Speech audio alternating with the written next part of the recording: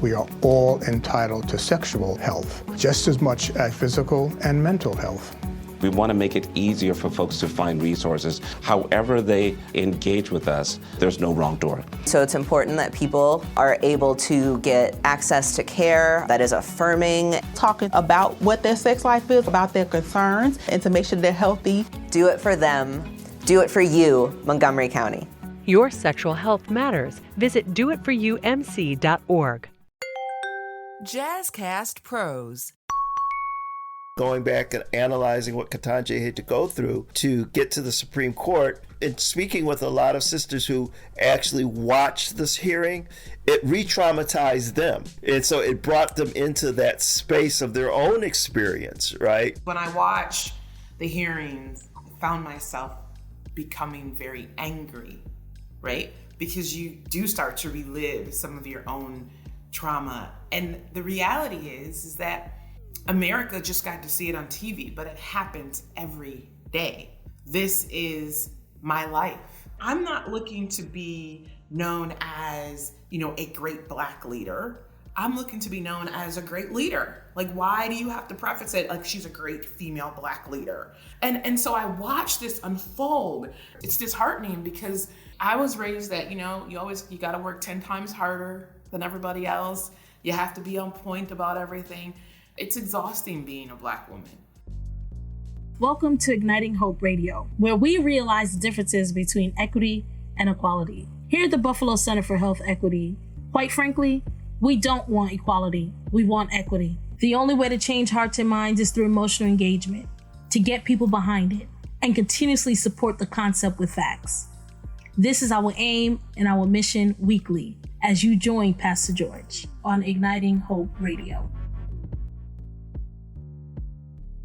Good morning, good day, good evening, whatever time of the day that you may be tuning in and listening. This is Igniting Hope Radio, brought to you by Buffalo Center for Health Equity. It's your co-host, Kimberly Slugarambe. Now, we have a very special guest today, someone who we have heard of if you were able to join us with our suicide and mental health 4-part series conversation. She was one of our faith, suicide, and mental health speakers. And she is here to join none other than our amazing host and our chair of the Buffalo Center for Health Equity, Pastor George F. Nicholas. Today we have with us Chandra Redfern. Chandra Redfern is the Chief Executive Officer at Buffalo Federation of Neighborhood Centers, and she is the pastor at Doing the Will of God Church in Cheektowaga, New York. Great. Thank you so much, Kim, and greetings to all of you. And yeah, it's great to have Chandra Redfern here with us for our Igniting Hope podcast this day. And it's kind of interesting, there's always connections in Buffalo. One of my first jobs when I came back to Buffalo out of college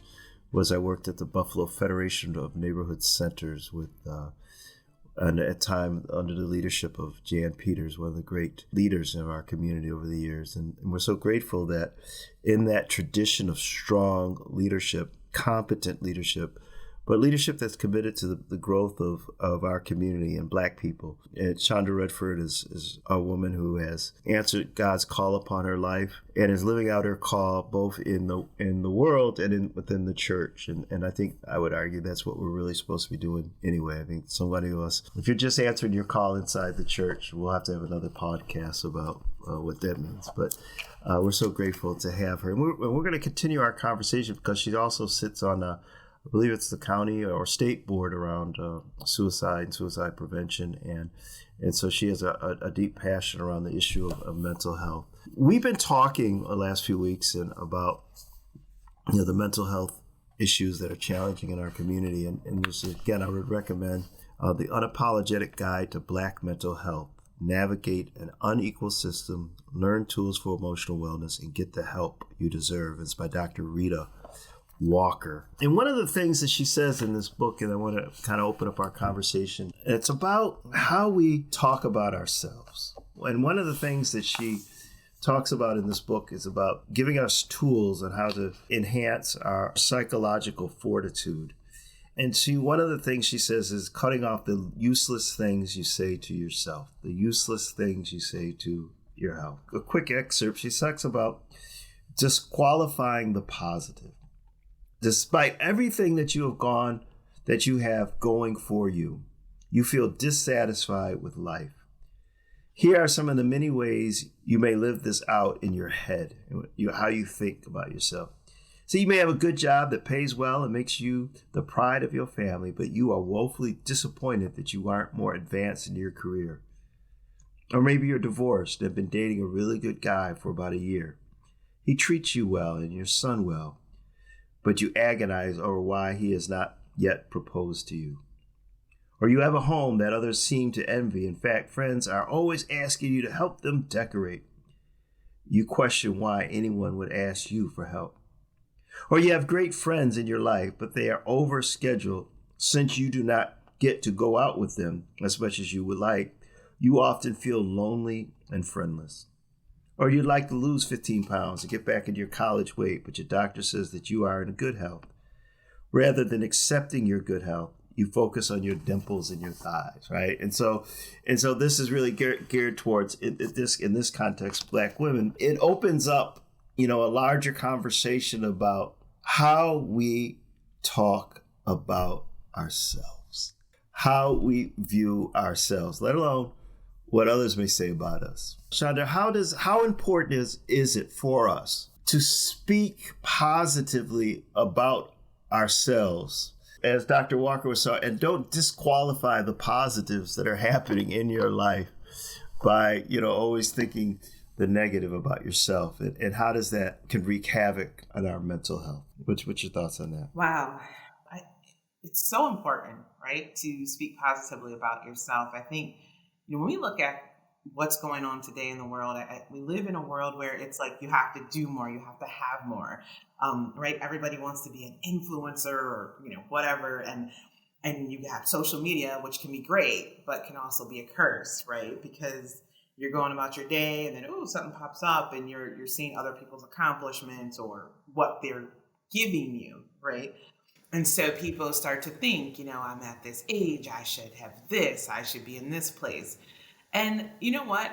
I've learned to celebrate the small victories or the small things of life, right? I think if we learn nothing else over these past, 2.5, 3 years with this pandemic, it's just not to take anything for granted, right? And so being able to speak positive affirmations, I think, is a way to build yourself.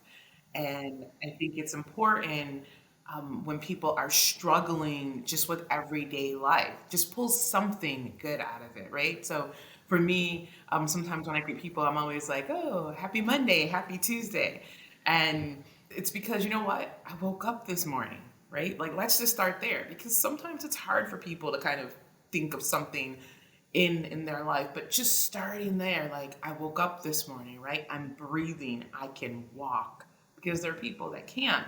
And then it goes to like another level, right? So maybe you're not the CEO at your organization, right? But you may be like the first person in your family to ever hold a paraprofessional or professional job. Pulling out those small successes, maybe I haven't exercised, in forever, but I went out and walked 30 minutes, right? I got myself moving, got some fresh air. I think just picking those small positive steps, it helps to retrain how we look at things. I think that we live in a world where it's easy to focus on the negative and focus on what you don't have or what you want, right, that you don't have. And sometimes we have to just take a step back and just say, this is what I have. I'm in a good place where I am.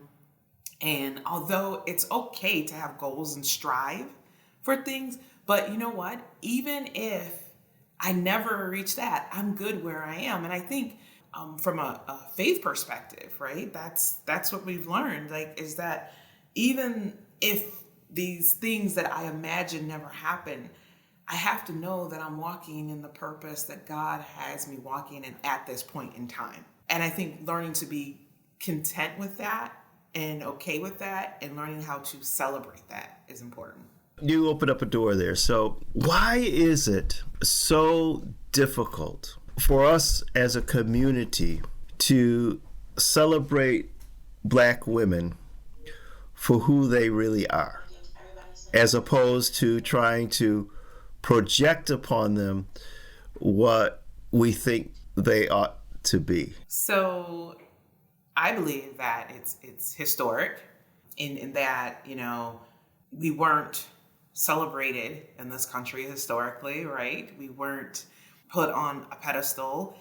We were made to think that we had to conform, and to a degree we've had to learn how to conform, right? In this world that we live in. And so I think sometimes when something is so different, it becomes difficult to understand it. And I think people have to take the time to understand things that are different or people that are different. I think people have to take the time to really understand Black women, and not just make references that we are how we are because of whatever reason.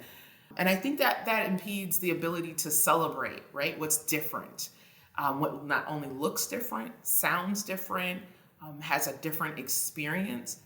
And I mean, let's just be honest, right? Like, that's based off of history, at least in America, and how everything, has unfolded for the Black woman.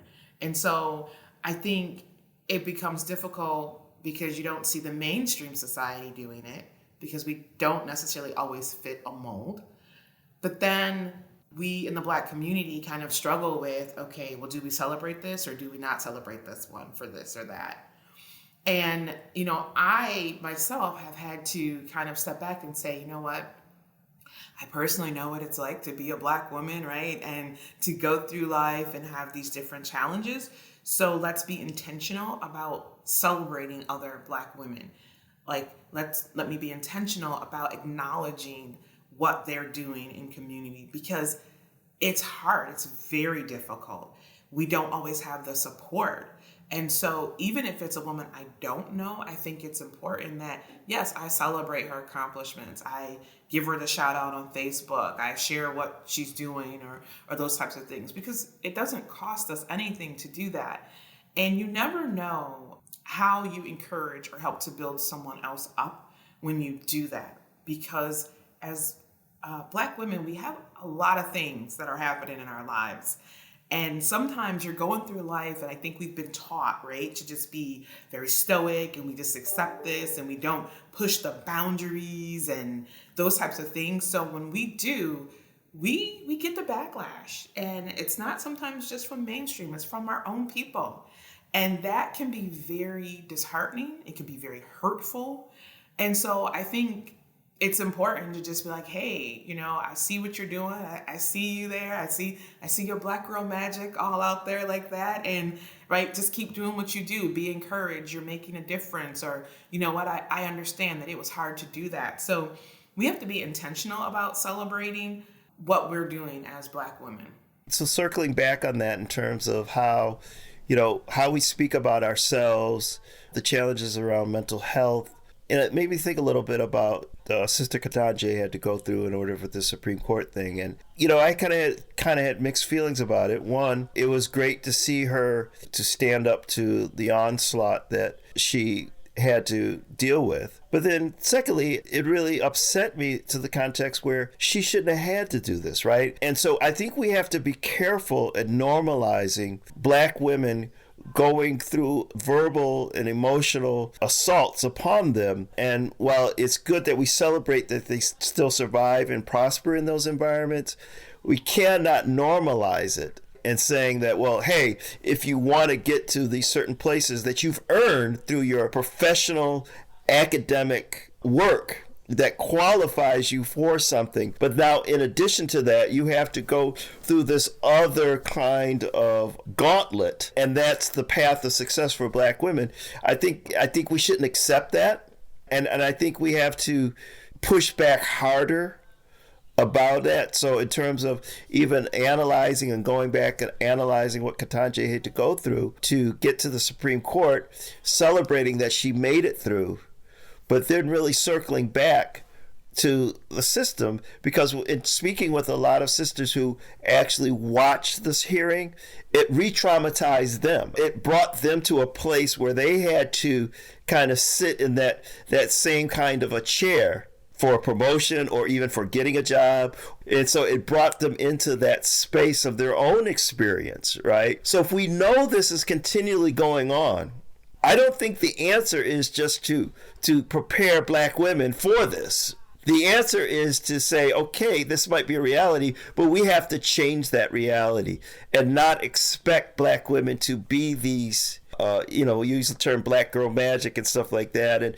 But that's unfair, right? You shouldn't have to be a magician in order to succeed, right? And I understand the reality of that, right? There's a question here. So the weight is, when sisters see this, on their radar, how does that impact, one, how they view themselves and how they speak about themselves, and then two, how does it impact their own mental health? And no, I don't ask easy questions.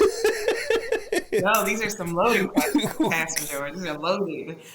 So it's interesting that you say that, because when I watch the hearings, I found myself becoming very angry, right? Because you do start to relive some of your own trauma. And the reality is that America just got to see it on TV, but it happens every day. This is my life. And I remember I posted a few things on my own personal social media page, because there would be things like how her daughter was looking at her or the face that she gave. And those things resonated with me just so much, right? Because everyone can picture themselves in that seat where someone's asking you questions and you're thinking like, are you even qualified to be asking me these types of questions? Like, really, did you read my resume? But you can't say that because, then other things happen. But you're just like, really? This is where we're going to go now? And it shouldn't have to be that way, right? Like, I think that a lot of the DEI work that's going on is great. But my concern is that, like, why did it, why now it's an in thing when this stuff has been happening forever, right? And I'm not looking to be known as, a great Black leader. I'm looking to be known as a great leader. Like, why do you have to preface it like she's a great female Black leader? Like, what are you saying? Like, I went to college and all those things, and I've studied, and I think, I've proven myself in many arenas, and so I watch this unfold. And I think as a Black woman, it's disheartening, because I was raised that, you got to work 10 times harder than everybody else. You have to be on point about everything. And it's sad that that's how we had to be prepared, right? And I have a young daughter, and I find myself having certain questions and conversations that are going on. And, she says, well, Mom, I'm not perfect. Like, why are you concerned about that? And I was like, you know what, honey, because when you leave the house, people are going to look at you in a certain way. And so you don't have the liberty to do things that some of your classmates get to do, right? And she's 7, so she doesn't fully understand it. But, those are conversations that we have to have so early, and it's not right. And so being made to feel like you're the spokesperson. I told someone they were talking about the hearings, and it was a white person, and I said, you know what? It's exhausting being a Black woman. Like, I'm exhausted. I don't want to be the spokesperson for everyone. I don't, I'm not, because all of our experiences are different, right? But why do I have to jump through these hoops? I get people applauding her for it. Like, when I was excited because I'm like, you earned this, lady. Like, your resume speaks for itself when you look at that. That's why I was excited. Not because, like, she went through this grueling inquisition that I looked at it to be, but because it's like, you know what, you earned this spot, and I'm sorry you had to go through all of this that we don't see other people go through, right? But you're there, and you did the work, right? And that's why you got it. And that's what we want to be known as, right? That we did the work and acknowledge that the work that we've done is proof itself, not looked at as, oh, well, you're a Black woman, or should you really be, over this or over that? People question, oh, can you really run an organization? Can you really run a church, right? Can you do all of these things? And it shouldn't have to be about the color of my skin or my gender. And it becomes very taxing, because you go into this mode where you have to almost straddle like the fence, right? And it's like you have to be uber professional and all these things, but then you have these things going on, and sometimes you want to just scream and say, stop it, like stop it. And sometimes, I find myself in a position where you want to call people out on things, but then there's those labels that come, right? So you don't want to be the angry Black woman. But that's the thing. I mean, like you mentioned something about being uber professional. Well, those definitions of professionalism are rooted in white supremacy. And even within Black run and Black owned organizations, right? It's just like, it's even bizarre, even in the Black church, where we try to sometimes in our assimilating into the European culture, where in a more Afrocentric culture, you'll sit and you'll have lively debate and talk and try to figure out things. And some people might get animated and others may not. Some may weep, some may laugh, right? But it's all part of the conversation. But then we get up here and then we try to, enact Robert's Rules of Order for our stuff, which ain't got nothing to do with us. Right? And it's amazing how much Black folks talk about we want to be free and the system and all that, but we constantly assimilate and show the reflection of our own indoctrination by our own behaviors, not only with them, but with ourselves. It just is very, very bizarre. And I can imagine it adds to that exhaustion of, you're always wrong, right? It's like, if you're too quiet, what's wrong? If you're too jovial, what's wrong? If you're smiling, why are you happy? If you don't smile, why aren't you smiling? You know what I mean? And it's not that sense of just allowing people just to be. I think it takes time to get there, right? To just learn how to be. I think that's a place where I am in my life, right? Learning how to be, like, this is who I am. And what I've learned is, in order for me to be a good leader, or the leader that I strive to be, I have to lead in my authentic self, right? Who I am. And maybe people don't understand it. And I found myself like saying, well, this is why, like, this is my perspective. This is why. And I think there are teaching moments in all situations, right? Because we do it because that's what we've always known how to do, right? And that's what we've been told we have to do. And let's just face it, sometimes when you don't do that, there are some severe consequences. And so I think it's a learning thing. And you mentioned that, being very systemic, that's so true. I think that, you have to be able to have conversations with people that aren't Black people. And they really have to become allies in a way, right? Because I can say what I say from the rooftop, like, 1,000 times. But the reality is, when you have an ally, it can help. It really can help. And we need more, because people have to be okay with understanding differences, because that's really what it's about. It's differences. And so when we can respect different, then we become more comfortable with different, right? Because then I'm not so off put by someone raising their voice. Like, just because someone raises their voice doesn't mean they're angry.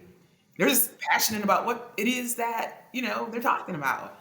And it doesn't mean they're mad at me, right? It means that they're passionate, and we can still be friends, and we can still, do what we do after our discussion. And that's okay. Some people, they fear debate. I'm okay with that, right? I think it's healthy, but they view it as a certain way. And we have to be okay with different, right? Everybody doesn't think the same. Everybody doesn't look the same. We all don't come from the same place. Until we can be okay with difference and the differences in each and every one of us, I think it's just going to be a challenge, honestly. Mm-hmm. And I think it contributes to some of the fact that so many of us are unwell emotionally and mentally. And we've put everything on this binary scale, right? So you use the word difference, but a lot of people will insert right and wrong into difference, right? And so in the minute you insert these binary concepts that, something is either right or wrong, right? And there are things that are right and wrong, but there's a lot of things that, we're still discovering, right? And then when we talk about, when we look at the very complex issues, that generational issues of finding our own true emancipation in this republic and finding pathways to our true prosperity, as Black people living in America. It's very much more so an art form than a science. And there's a reason why Black folks have been so in our creative selves, the whole ad-libbing of jazz, right, is that process of trying to find something in that moment that meets where you are, as opposed to saying, well, this is just the way that it's supposed to be, right? Well, yeah, but the way that it's supposed to be right for this moment may not be that way in the next moment. So we have to find our ways to be comfortable in our own selves. And you mentioned about that sense of being comfortable in who you are. But I would but I would add to that one of our problems is so many people don't know who they are, which isn't a bad thing, right? Because we're all on this journey of self-discovery, right? But I think we find ourselves playing roles too much in our society. And I think the weight of that is too much for Black folks. It's too much for anybody. That constant code switching, that constant litmus test of what authentic Blackness is.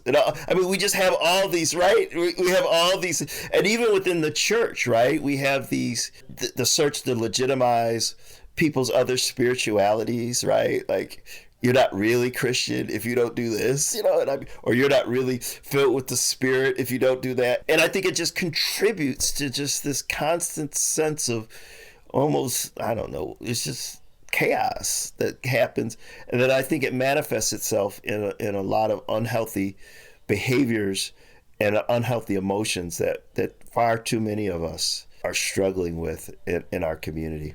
My final thought is this, right? You said something about people not knowing who they are, right? I would say that it's important to embrace the journey of self-discovery, understanding that who you are today is not who you were 2 years ago, 5 years ago, and it's also not who you will be 5 years from now, 10 years from now, right? And that's okay. So it's okay if you change, and you have to be comfortable with that. So when people say, well, you didn't used to do this or you used to do that. Yeah, well, I'm not that person, right? Like, I've had some self-discovery. And so I would just say people have to embrace their own self-discovery and spend some time really getting to know yourself and what you believe and what you think and why is it that you think that, right? And stand firm in that, because that is going to make the difference in your own personal mental health. You can stand firm in, this is who I am at this point in time in my life, and I'm going to walk in that in the most authentic way that I can. That's half the battle. That's great. So we're so grateful that you, Chandra, you have taken time to be with us. This Chandra Redfern, and there's some great services that are available through the Buffalo Federation of Neighborhood Centers. It's right there. Is it still on Lemon Street, or it's been in the Fruit Belt for a while? But you guys have moved. Well, we have several sites, so we are still in the Fruit Belt over at 76 Orange Street, but we span Orange and Lemon, but we have other sites, and we also provide services in Niagara County in the Doris Jones Community Center. So you can always visit our website at www.bfnc.org and check us out. Great. And so, people, you're listening, if you have challenges with, how you're feeling, if you're feeling bad about yourself, reach out to someone, talk to someone. Google crisis services if you're really in a place where, you're in a real dark place and you've been there for a minute. Yes, call your pastor, call your friend, whatever. But you also may eventually have to call some folks that it's what they do on a day-to-day basis. And there's no shame in that, right? If you had a toothache and you go to my church, don't call me, because I'm going to refer you to a dentist, because there's not much I can do. And so you have to think about your own mental health and your emotional challenges in those same ways, right? That there's no shame in that. And there are people out there that are trained, that are caring, that are culturally competent, that are prepared to help you through this season. And so we want you to be encouraged. out here, whoever's listening, and know that, the Buffalo Center for Health Equity, the Buffalo Federation of Neighborhood Centers, they're organizations, they're people like myself and like Chandra who care, and we want to use whatever gifts and platforms the Lord has blessed us with to be a blessing to you as well. So this is Pastor George Nicholas signing off of our latest edition of Igniting Hope Radio. If you have any questions or comments, please log on to buffalohealthequity.org, buffalohealthequity.org. If you have some ideas, some topic recommendations that you want us to cover, again, buffalohealthequity.org, send us a note. And because we want to just don't want to talk about the things that we think are important. We want to connect with the things that are important to you in your lives. So this is Pastor George Nicholas. I'm the chair of the Buffalo Center for Health Equity, and we'd like to thank you so much for spending some time with us today on Igniting Hope podcast. Well, it's been Igniting Hope Radio. Thank you for tuning in for your weekly dose of hope. And we ask you listeners to please share, like, subscribe, whether it be on Spotify, Apple, whatever your podcast listening platform is. Share it with a friend and tell us what you think. Until next time, stay safe, stay well, and be healthy.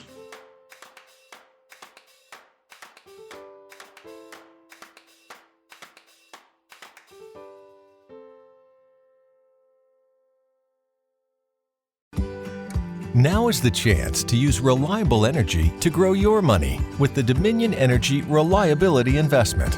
Our new investment product offers competitive returns, no maintenance fees, and flexible online access to your money.